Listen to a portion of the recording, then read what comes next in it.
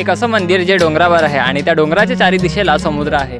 चला तर तुम्हाला दाखवतो पालघर जिल्ह्यातील आशापुरा मातेचं मंदिर.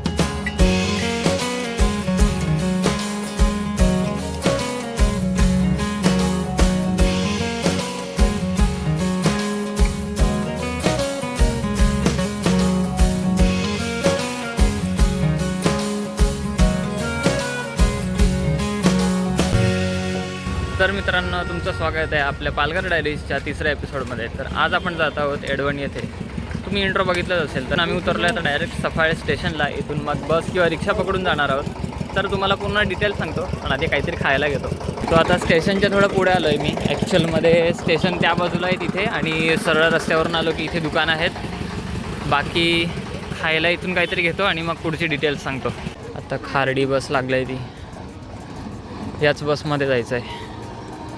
ॲक्च्युअलमध्ये आपल्याला जिथे जायचं आहे तिथे बसेस खूप असतात जाणाऱ्या, पण खारडी, दातिवरे, कोरे अशा बसेस जात असतात, त्यात बसून आपण जाऊ शकतो. आपण इथे चौकशी केलेली या काकांना जे उभे आहेत त्यांना. ते बोलले की ही बस जाईल. ह्याच बसमध्ये बसून आपण जातो. चांगलीच अशी बाहेरची सीट पकडली.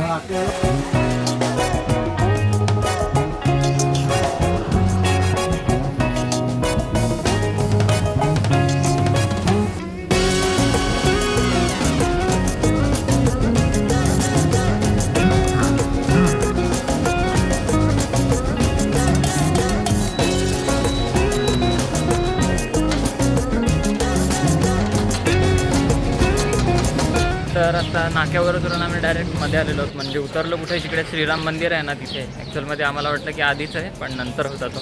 थोडा नंतर येतो, सांगतो. कंडक्टरला सांगितलं की तो उतरवतो बरोबर. आता पण त्यानेच उतरवलं आहे. आणि असा गाव आहे पूर्ण. त्या बाजूला गाई आहेत आणि ही गिरण आहे. ऑलमोस्ट 2 किलोमीटर आत जायचं आहे. जेवढं आपलं मागच्या एपिसोडमध्ये जेवढं चालत गेलेलं तेवढंच आज पण चालत जायचं आहे. त्यानंतर मग मंदिर मिळेल. तसं गाव पण खूप सुंदर आहे. ऑलमोस्ट आता आपण मेन रोडला पोचलो आहे, जिथून आपल्याला सरळ जायचं आहे डायरेक्ट मंदिरात. ॲक्च्युअलमध्ये पहिले हा रस्ता नव्हता, नंतर बांधलेला आहे. पण चांगला आहे आता जो झाला आहे तो खूप चांगला आहे.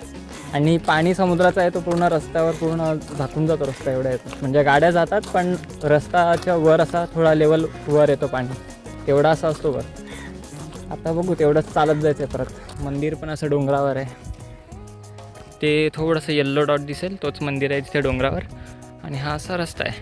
तर मंदिरात जायचा रस्ता जो आहे तो सरळ इथून कॉन्क्रीटकरण केलेला रस्ता आहे. तो आशापुरा मातेच्या मंदिराकडे जातो. आणि दुसरा रस्ता आहे तो त्या बाजूने फिरून चालला लागतो. इथून एक रस्ता आहे, तिथून गेल्यावर तो शंकराचं मंदिर आहे. तर सुरुवात आशापुरा मातेचं दर्शन घेऊ, नंतर इथून जाताना मग शंकराच्या मंदिरात दर्शन घेऊया आणि मग नंतर तिथून निघूया घरी. चला तर सुरू करू.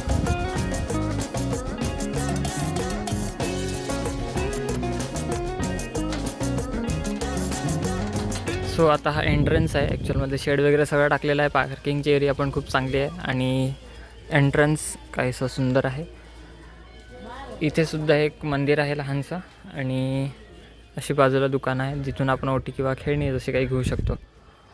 बाकी आपण आता डायरेक्ट वर जाऊया आणि मग दर्शन घेऊया. तसं मी एकदा आलेलो तेव्हा एवढा काही अपडेटेड नव्हता. बाकी आत्ता खूप सारं अपडेट झालेलं आहे. ग्रिल्स वगैरे लावलेले आहेत, स्टेजेस बनवलेले आहेत, स्टेप्स बनवलेले आहेत चांगले. स्टेप्स तशा आधीपासूनच आहेत. फक्त एवढंच आहे की त्या बाजूला जी एरिया आहे ती अपडेट झालेली आहे. पार्किंगची, चप्पल ठेवण्याची एरिया, बरंच काही अपडेट झालेलं आहे.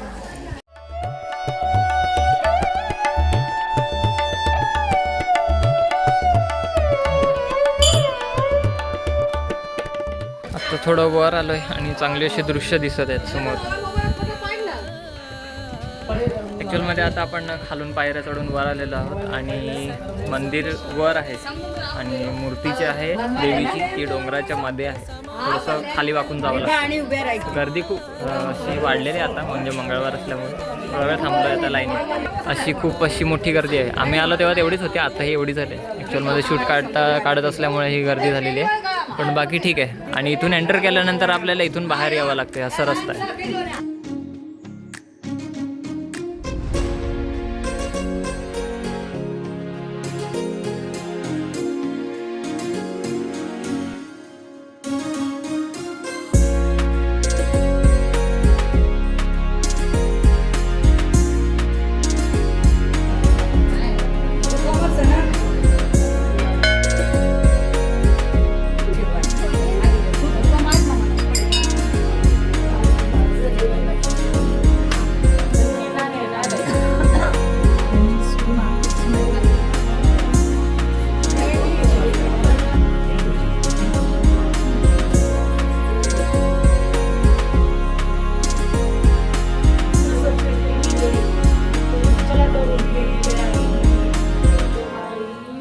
आता आपल्याला या बाजूने निघायचं बाहेर.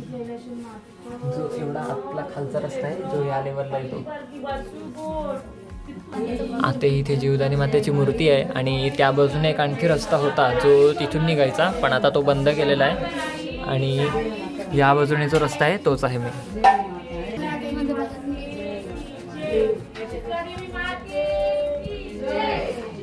अशा प्रकारे बाहेर यावं लागते. आपण आता तिकडून एंट्री केली आणि इकडून एक्झिट. आत्ता आपण एक्झिट केलेलं आहे आणि जसं तुम्हाला बोललेलो त्या बाजूने एंट्री आहे. जो तो रस्ता दिसतो तिथून त्या बाजूने एंट्री आहे. वर जाऊन मग खाली उतरावं लागते दर्शन करण्यासाठी. नंतर हा एक्झिटचा रस्ता आहे. इथे ॲक्च्युअलमध्ये खूप वेळा येऊन गेलो आहे म्हणून मला माहिती आहे. बरीच एरिया बघितलेली आहे आणि आपलीच एरिया आहे, कारण तसं काही नाही. खूप वेळा येऊन गेलो आहे, ऑलमोस्ट 10-15 वेळा. त्यामुळे पूर्ण रस्ता माहिती आहे मला इथला. आधी आलेलो तेव्हा ही एरिया नव्हतीच मुळात, फक्त शेड नव्हता, हे एवढं एरिया होती.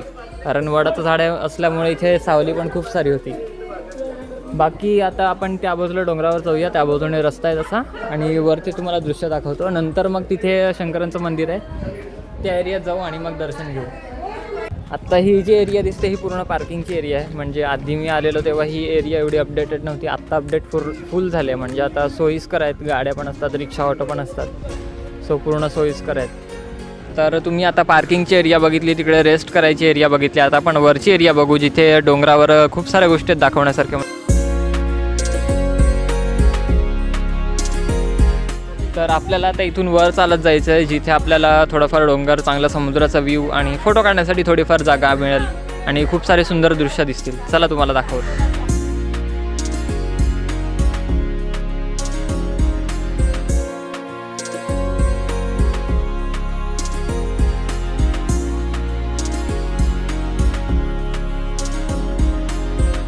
या बाजूला देवीचे पाऊल आहेत असं सांगितलं जाते. म्हणजे देवी जेव्हा दर्शन देण्यासाठी आलेली तेव्हा या बाजूला पाऊलं आहेत देवींची, तर या तुम्हाला दाखवते.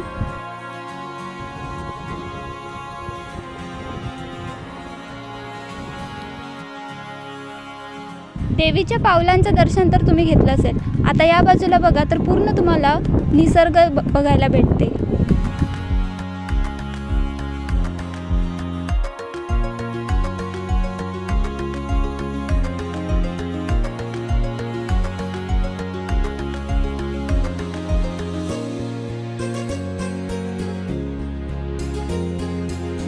त्या मंदिरातलं दर्शन आपण केलं. आता आपण मंदिराच्या पाठीमागच्या बाजूने आलेलो आहोत आणि त्या बाजूला सुद्धा एक मंदिर आहे. चला तुम्हाला दाखवते.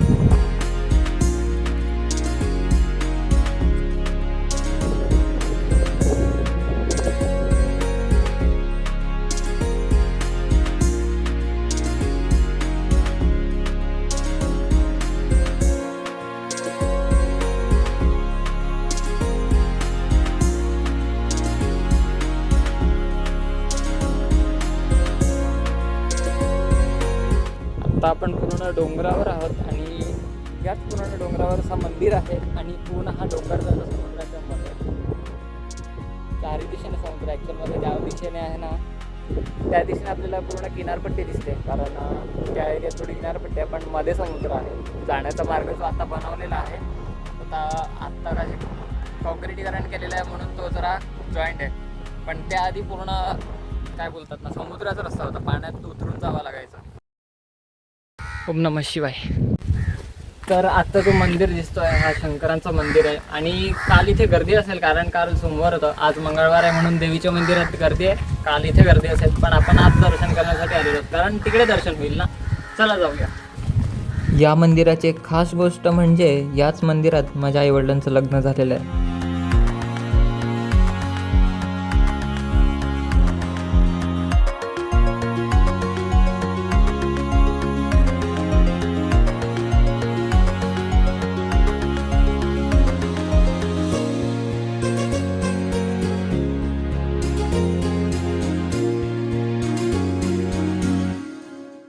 तर मंदिराची संरचना काहीशी अशी आहे आणि ॲक्च्युअलमध्ये खिडक्या आहेत पण काच लावलेल्या आहेत पूर्ण, आणि मागचं परिसर असा आहे मंदिराची. पूर्ण म्हणजे समुद्रकिनारी मंदिर असल्यामुळे वातावरण एकदम क्लीन आहे, काही टेन्शन नाही, मस्त वातावरण आहे इथं. सगळी इन्फॉर्मेशन अबाउट जेटी तुम्हाला इथे मिळून जाईल. आपल्या चॅनलच्या डिस्क्रिप्शनमध्ये लिंक असेल किंवा आय बटनवर क्लिक करा, जेणेकरून तुम्हाला इथे दिसेल, लगेच कॅची होईल. आता आपण जाऊया घरच्या दिशेने.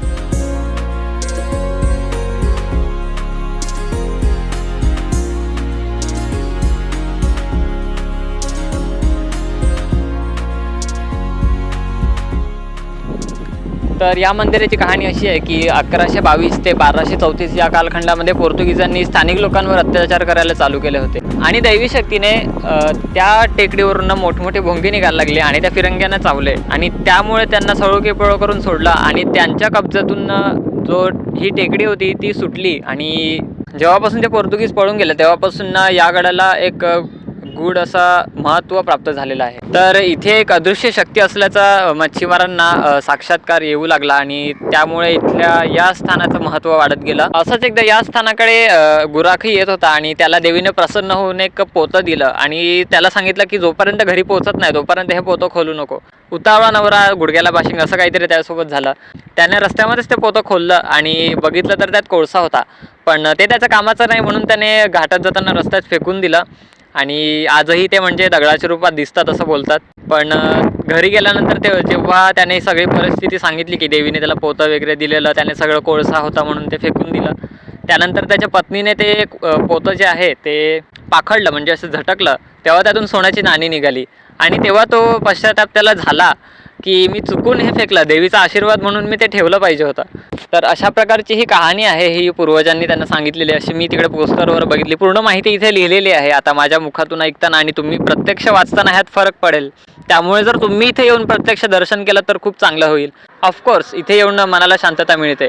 आणि मुळात आजचा हा व्हिडिओ इथेच संपतोय. चला तर भेटूया आणखी एक पुढच्या व्हिडिओमध्ये. तोपर्यंत बाय बाय.